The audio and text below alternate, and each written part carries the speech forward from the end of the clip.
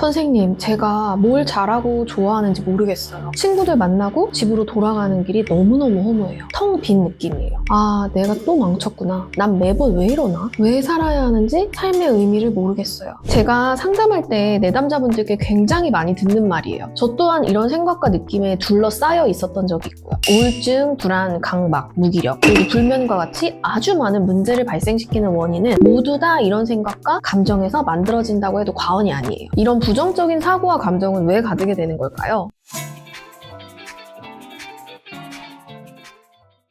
소장님, 혹시 소장님도 내가 싫다, 나는 왜 이렇게 나약할까? 다른 사람들도 나를 안 좋아하겠지? 라는 생각을 해보신 적 있나요?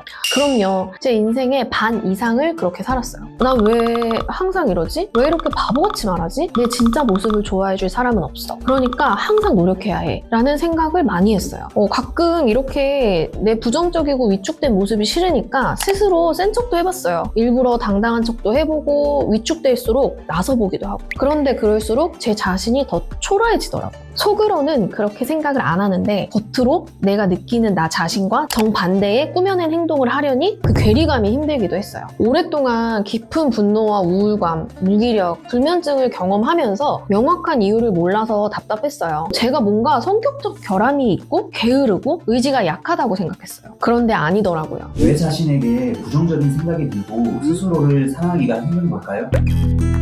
내면이 자신에 대한 부정적 메시지로 가득 찼기 때문이에요. 우리는 어린 시절에 길러준 사람들에게서 받는 메시지로 나라는 그 상, 이미지를 만들어요. 이걸 자아상이라고 하거든요. 어린 시절에 경험한 환경이 큰 영향을 끼치는데 이 환경에는 의식주와 같은 물리적 환경이 있고요. 감정적인 부분, 양육자의 그 말투, 표정, 눈빛과 같은 그 비언어적인 모든 것을 포함하는 정서적인 것도 있어요. 이런 환경이 안정적이지 못할 때 자아상에 손상이 생겨요. 이걸 흔히 이야기하는 정서적 결핍이라고 해요. 이런 결핍들이 내 안에서 나는 못난 사람, 수치스러운 사람, 아무에게도 사랑받을 수 없는 사람이라는 메시지를 계속 올려보내요. 우리가 기억하지도 못하는 아주 어린 시절부터 차곡차곡 쌓여서 나라는 사람에 대한 느낌, 가치관을 만들어요. 자기에 대한 부적절함이란 표현을 쓰기도 해요. 그럼 어린 시절에 어떤 부분 때문에 그런 부정적 자아상이 생기는 걸까요? 엄밀히 말하면 이런 부정적 자아상이 만들어지는 이유는 다양해요. 사회문화적, 유전적 요인, 어린 시절에 재해나 사고로 인해서 장애를 얻은 영향, 굉장히 다양한데 제가 길러준 사람에 대해 이야기를 한 이유는 대부분의 경우 자아상을 만드는 데 있어서 초기 애착이 가장 강력하고 근본적인 역할을 하기 때문이에요. 그래서 현재 겪는 감정적 어려움을 이해하려면 어쩔 수 없이 과거에 대한 탐색이 꼭 필요하죠. 이런 탐색의 과정에 꼭 알아야 하는 잘못된 양육자의 태도를 크게 4가지로 정리해봤어요. 양육자의 종류도 다양하지만 오늘은 부모에 한정해서 이야기를 할게요. 부모의 비난, 과보호, 무관심, 그리고 이 모든 것이 복합된 태도, 바로 비일관성, 이렇게 4가지인 건데요. 첫 번째 비난부터 말씀을 드릴게요. 양육 과정에서 부모의 그 지속적인 비판과 부정적 평가를 받으면 아이는 자신이 부족하고 사랑을 받을 자격이 없다고 믿게 돼요. 너는 왜 이것도 못하니? 아니야, 부족해. 지금보다 더 잘해야 돼. 이런 말들은 부모가 아이를 개선하려는 의도에서 나올 수도 있는데요. 최선을 다했음에도 또는 도저히 자신의 역량으로는 부족한 능력에 대해서 이런 식의 평가를 듣는다면 이것은 결국 나는 잘못된 사람이다 라는 메시지를 만들어요. 두 번째는요, 과보호인데요. 이런 형식의 양육은 얼핏 보기에는 좋아요. 오히려 사랑을 많이 받은 것처럼 보이거든요. 아주 곱게 키워진 느낌이랄까요? 그런데 이렇게 자란 친구들이 성인이 되면 굉장히 힘들어져요. 부모가 아이를 지나치게 보호하면 아이는 자기 능력을 믿지 못해요. 보호받느라고 시도하고 경험할 기회가 없었고 그것은 곧 자기에 대한 불신이 되거든요. 나는 엄마 아빠 없이는 아무것도 못해 라는 생각에 스스로 자긍심을 가질 수가 없는 거예요. 아이는 스스로 주관적으로 성취하고 경험하고 싶은 욕구가 있어요. 그런데 이런 아이의 마음과 무관하게 부모만의 판단으로 미리 나서서 해결해주는 양육을 하는 거죠. 이런 부분이 오히려 아이의 자존감을 떨어뜨려요. 세 번째는 무관심인데요. 단순히 관심이 부족해 보이는 것에서부터 심한 경우에 완전히 방치해버리는 모습까지 다양하게 드러나요. 부모가 늘 바쁘거나 아이의 말을 대충 들어요. 아이가 하는 많은 언행은 생존을 위해서 꼭 필요한 신호예요. 그런데 그걸 대수롭지 않게 여기거나 무시하는 거죠. 애정 표현도 부족하고 상호작용이 없는 거예요. 예를 들어서 아이가 울거나 불안함을 표시할 때 별일 아니야, 그거 울 일 아니야, 뚝 고쳐 라는 말을 한다든가 학교에서 시험을 100점을 받아도 0점을 받아도 그래 잘했다 또는 다음에 더 잘해, 네 인생이지 내 인생이니 하는 식으로 반응이 무미건조해요. 아이는 나의 반응을 반응에 충족될 만한 관심이 돌아오지 않을 경우에 자기 존재와 감정이 중요하지 않다고 믿게 돼요. 마지막으로는 비일관성이에요. 첫 번째부터 세 번째까지 이제 골고루 섞인 모습인데요. 한마디로 이랬다가 저랬다가 부모의 감정, 규칙, 애정 표현이 상황에 따라 매번 달라서 예측이 안 되는 거예요. 예를 들어서 아이가 실수로 유리잔을 깬 상황이라고 가정을 해볼게요. 너는 왜 이렇게 조심성이 없어? 위험하니까 이리 나와! 하면서 치우다가 아니 근데 너가 해놨으면 멀뚱히 보고 있지 말고 이리 와서 좀 도와야지 해서 주눅 들어서 치우려고 하면 근데 어쩌다 이런 거지? 너 전에도 이러지 않았어? 아 그냥 들어가 있어. 단시간에 굉장히 많은 이야기를 하는데 도대체 어쩌라는 건지 싶고 나를 걱정하는 건지 비난하는 건지 헷갈려요. 그리고 비일관적인 부모 밑에서 자라는 아이들은 예전에 내가 이렇게 했을 때 분명 부모님이 좋아했는데 지금은 왜 싫어하지? 라는 생각을 많이 해요. 부모의 진심과 의도를 해석하기가 너무 어려워서요. 그래서 이런 부모 밑에서 자란 사람들은 늘 긴장하고 불안해요. 그런데 너무 어린 시절부터 이런 환경에 노출되어 있어서 자신이 얼마나 불안하고 긴장된 상태인지 잘 몰라요. 가장 좋지 못한 양육 태도예요. 지금까지 말한 4가지 양육 태도는 사실 많은 분들이 다들 조금씩 가지고 있어요. 중요한 건 정도의 차이예요. 뭐든 다 과도할 때 문제가 되는 거죠. 이런 태도들은 공통적으로 나의 가치, 욕구, 감정이 중요하지 않구나. 나는 마땅히 사랑받을 수 있는 사람은 아니구나 라는 생각과 감정을 만들어요. 그럼 이렇게 자란 사람들의 특징에 대해 좀 더 알려주세요.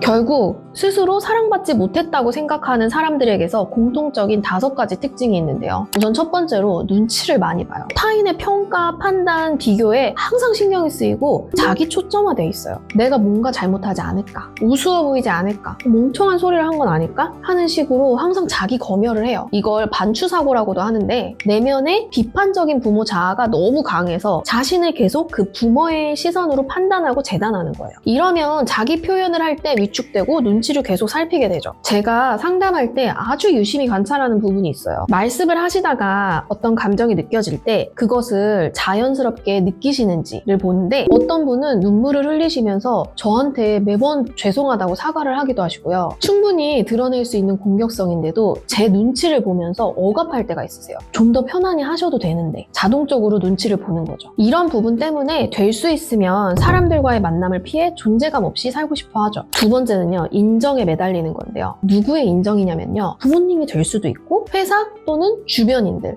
다양한 부분에서 드러나요. 자신의 능력, 존재감을 발휘하고 싶어서 무단히 노력하고 타인의 평가에 일희일비하게 돼요. 첫 번째 말씀드린 눈치 보는 부류의 사람과 이렇게 비교해봤을 때 반대 모습처럼 보이기도 해요. 이런 과도한 인정 욕구를 가진 사람은 조급해 보이고 불안해요. 인생의 주도권을 타인에게 완전히 뺏긴 모습이에요. 사실 인정이라는 건 스스로도 할 수 있거든요. 그런데 자아상이 건강하지 못하면 스스로 하지 못하는 게 참 많아요. 인정도 거기에 포함되는 거죠. 세 번째는요, 결정하는 걸 힘들어해요. 스스로 선택하고 책임져 본 경험이 별로 없어요. 선택도 나를 믿어야 가능한 건데 자아상이 부정적이라면 자기 신뢰가 너무 약하죠. 이렇다 보니까 어떤 결정을 할 때 확실한 거에 집착하고 그렇지 않은 경우에 선택하는 걸 굉장히 고통스러워해요. 특히 내 주관적 느낌과 욕구에 따른 결정을 해야 할 때 너무 힘들어해요. 성적을 올리거나 회사에서 성과를 내는 건 오히려 쉬울 수 있어요. 그런데 정답이 없는, 오직 나만이 확인할 수 있는 영역. 예를 들어 어떤 사람과 결혼을 해야 할까? 나는 어떤 여행지를 좋아할까? 와 같이 자신의 개인적 가치관이나 기호라는 것이 약하기 때문에 결정이 어려워요.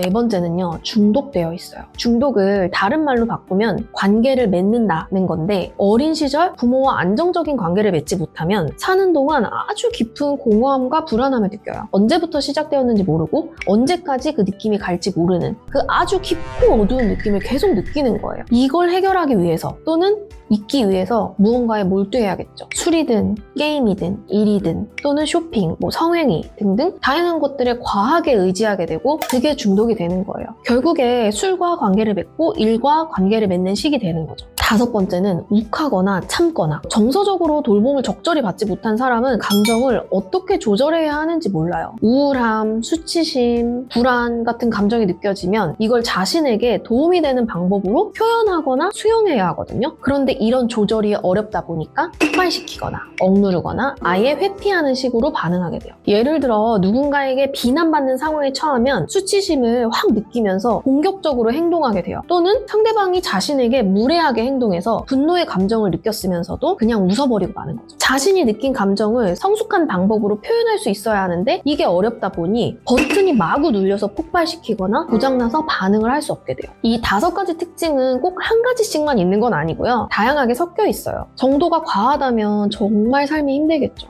얘기하면서 저에게 해당되는 부분도 있어서 다시 한번 좀 돌아보게 되네요. 그럼 이런 상처를 치유하기 위해 무엇부터 시작하는 게 좋을까요?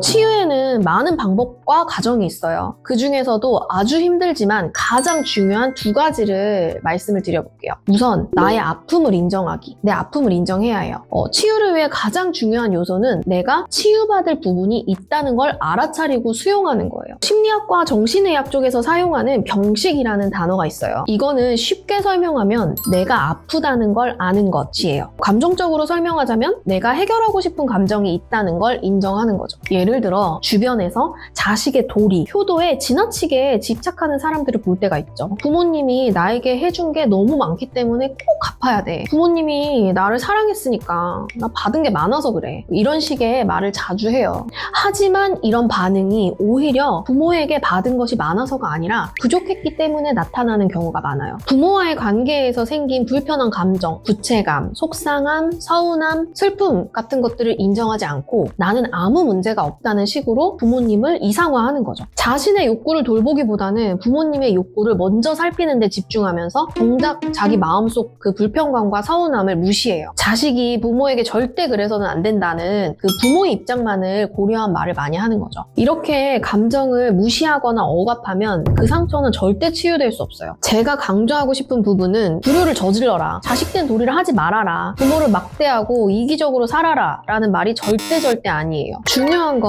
내 상처를 외면하지 않는 거예요. 부모님의 사랑과는 별개로 내가 받은 상처가 있는지 찾아보고 그 아픔을 인정하는 게 정말 중요해요. 그 다음 스텝으로는요, 부모님에 대한 분노를 인정하는 건데요. 내가 상처를 받았다는 사실을 인정하고 난 뒤에 그 다음에 부모님에 대한 분노를 인정해라 라는 이야기인데, 내 마음의 아픈 부분을 인정하다 보면요, 자연스럽게 나에게 상처를 준 부모님에 대한 분노와 미움이 생길 수 있어요. 많은 사람들이 이 감정을 느끼는 걸 두려워해요. 죄책감도 크게 느끼고요. 그런데 이건 아주 자연스러운 감정이에요. 대부분의 부모님은 일부러 자녀에게 상처를 주려는 의도를 가지고 행동하지 않아요. 그분들 역시 자신의 부모에게 비슷한 양육 태도를 받으면서 자랐고 더 잘해보려고 하는 마음에서 잘못된 방식을 사용했을 가능성이 커요. 그리고 부모님은 좋은 면도 분명히 가지고 있기 때문에 부모님에 대한 사랑과 분노가 동시에 있을 수 있다는 사실을 인정하는 게 아주 어려울 수 있어요. 이 과정에서 흔히 나타나는 반응 중에 하나는 부모를 너무 빠르게 이해하거나 용서하는 거예요. 부모님도 나름 최선을 다했을 거야. 부모님이 그런 이유가 있겠지 라는 생각을 하면서 또 부모님의 입장을 먼저 고려하려고 해요. 잠시나마 부모님을 미워한 자기 자신에게 죄책감과 후회가 돌아오기도 하고, 내가 이렇게 부모님을 미워해도 될까? 그래도 우리 엄마 아빠가 날 많이 사랑하는데 라는 식으로요. 부모님에게 받은 상처를 인정하는 건 부모님을